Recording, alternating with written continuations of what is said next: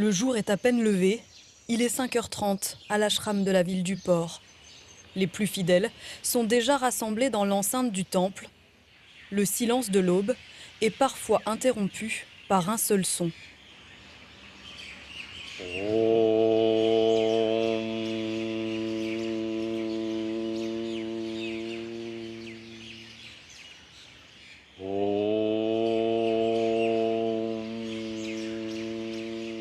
Une syllabe pleine de sens pour ses pratiquants, Om est le son de l'univers.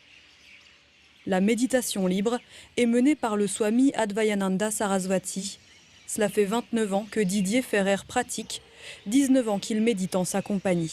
Tout seul, on y arrive, mais je dirais qu'on n'a pas le même résultat. Il faut qu'il y ait quelqu'un qui vous guide, qui vous explique le processus. La base, c'est la connaissance de soi.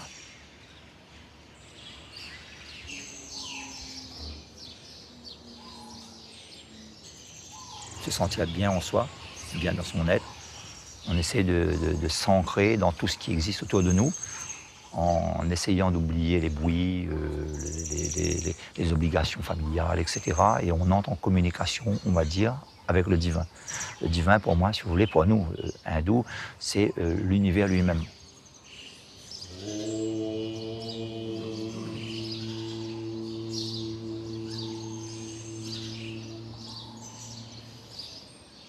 Om Shanti Shanti Shanti.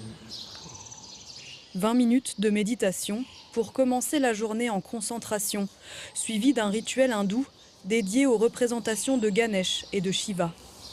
Méditer à l'ashram, si c'est différent de la maison, on a un cadre bien défini, on va dire un calme, où la famille vient bien sûr, mais on n'a pas les mêmes problématiques qu'on a à la maison. C'est plus, on va dire que c'est plus apaisant. Sans méditation, moi je dirais qu'on ne peut pas commencer une journée réellement. Ça fait partie de l'hindouisme pour moi, ça fait partie de ce que je fais, entrer en profondeur de soi pour pouvoir se maîtriser. Et ensuite, oui, on part au travail. Il est 7h, les méditants peuvent vaquer à leurs activités, apaisés, le mental purifié. Repas, enseignements sont proposés au cœur d'un extraordinaire jardin. Alors depuis quelques temps, je voulais tailler l'hibiscus là. Je vais tailler de ce côté-là parce que ça déborde un peu trop sur le passage. L'ashram est un lieu de paix, un refuge. En partie construit par des étudiants de foi musulmane, hindoue, chrétienne, le temple ouvert à tous figure parmi les symboles du vivre ensemble sur l'île. C'est aussi le lieu de vie du Swami, de sa mère et de quelques bénévoles. Natif de l'est de l'île, il n'a pas hésité à quitter son poste dans une grande entreprise locale il y a 40 ans pour apprendre en Inde, à Bombay, la langue sacrée de l'hindouisme, le sanskrit. Car pour enseigner la méditation, il faut d'abord se former. Mon rôle à l'ashram, c'est d'être un enseignant, mais pas seulement un enseignant, je dirais, livresque et verbal, mais aussi dans l'action. Et en plantant, en s'occupant du jardin, je donne aussi des leçons.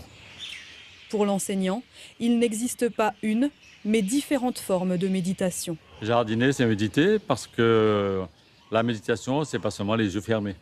C'est aussi dans la vie de tous les jours, c'est être conscient de chaque mouvement que l'on fait. C'est vrai que c'est pas toujours évident puisque le mental, très vite, il vous emporte et on fait comme le papillon, là, on va passer de fleur en fleur. Méditer, cela passe par la maîtrise de son corps physique et de son mental grâce à des formules de concentration nommées mantras. Des sortes de prières, tantôt individuelles, tantôt collectives, en sanskrit. Dans l'hindouisme, on nous dit qu'il faut faire la purification du mental. C'est-à-dire que tout ce qu'il y a dans le subconscient doit sortir et tout ce qui est négatif doit être transformé en positif. Namasté, comment ça va? La méditation, jusqu'à maintenant, c'était une sorte d'action. C'est ce qu'on appelle le karma yoga. Et à ce moment-là, il n'y a plus d'action. On est établi dans la conscience. On appelle ça le samadhi. Samadhi, plus connu en Occident sous le nom de nirvana, prononcé à la française nirvana. Du débutant au confirmé, le Swami accompagne les méditants dans leur chemin vers ce but ultime. Il est 17h, en gardien du temple, il referme les portes du sacré pour laisser place à une autre activité, le yoga. Edouard Lopin enseigne cette discipline depuis plus de 10 ans.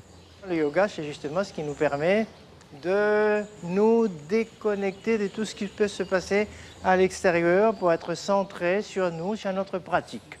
Une maîtrise de ses émotions et de son mental, c'est ce qui permet de faire face aux événements parfois difficiles de la vie sans être déstructuré.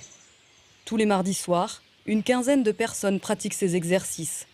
Sans être religieux, le yoga permet à ses élèves de bénéficier des bienfaits de la méditation. Quand on est dans un ashram, on est plus sensible au fait que le yoga ne s'arrête pas là. On peut viser le développement spirituel. La méditation, c'est une des phases, mais une des phases les plus avancées du yoga. Parce que la méditation débouche le samadhi. Le samadhi, c'est la réalisation.